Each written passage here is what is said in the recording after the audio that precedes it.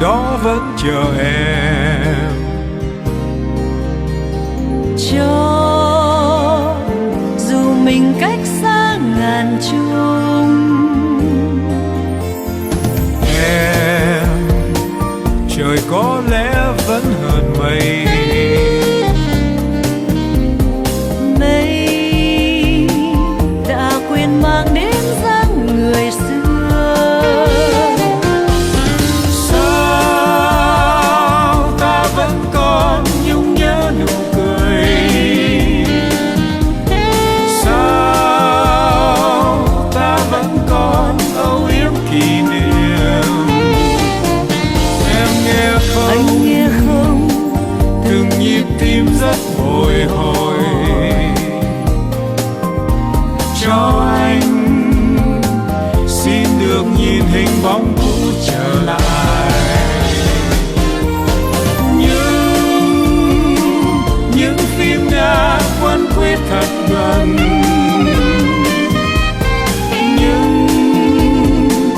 những nốt nhạc tha thiết rộn ràng. Sao em chẳng về bên cũ một lần, cho ta tìm được lại thương yêu.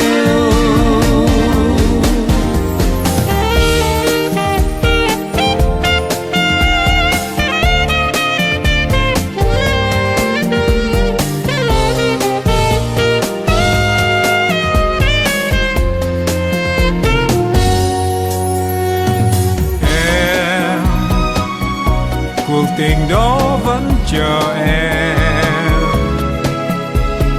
cho dù mình cách xa ngàn trùng, Em trời có lẽ vẫn hơn mây.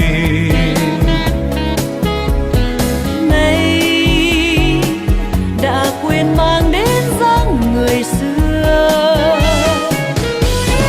Sao ta vẫn còn nhung nhớ nụ cười, sao ta vẫn còn âu yếm kỷ niệm. Em nghe không, Anh nghe không, từng nhịp tim rất bồi hồi. Cho anh xin được nhìn hình bóng cũ trở lại. Những phim đã quấn quýt thật gần, những nốt nhạc tha thiết rộn ràng. Sao em chẳng về bên cũ một lần, cho ta tìm được lại thương yêu. Cho ta tìm được lại thương yêu.